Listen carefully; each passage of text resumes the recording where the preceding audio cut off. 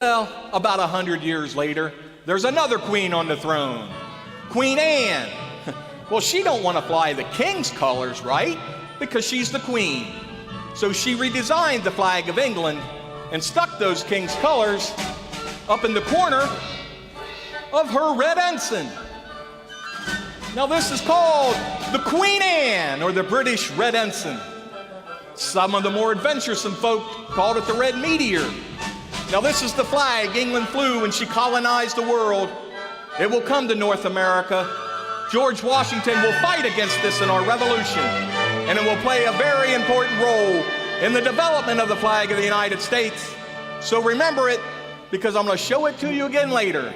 The Queen Anne, or the British Red Ensign.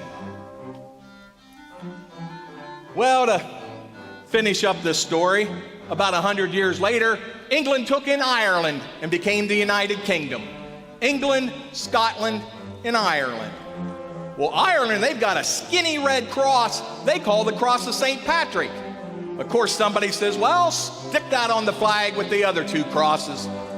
So in 1801, the flag of the United Kingdom was born. All three crosses onto one flag. See that skinny red cross? Well, that's Ireland, the Cross of St. Patrick. Now, this is still the flag of the United Kingdom today and is known around the world as the British Union Jack.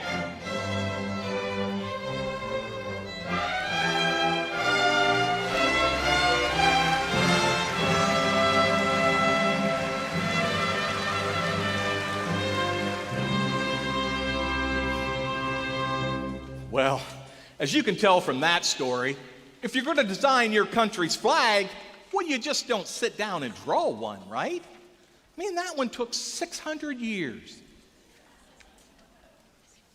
But what about our flag?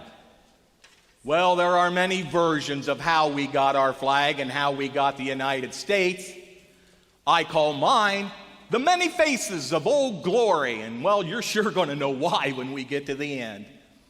The people you're going to hear about and the incredible things they did is all based on truth. For they not only gave us our flag, they gave us our country. Because you can't tell the story of how we got our flag without telling how we got the United States. Now don't worry, folks. This isn't a history lecture tonight. There's some humor in some of these stories, and man, I sure hope you're going to laugh when it's funny. But I know you'll be thrilled when it's thrilling. And there are some sad places, too. And now, the story.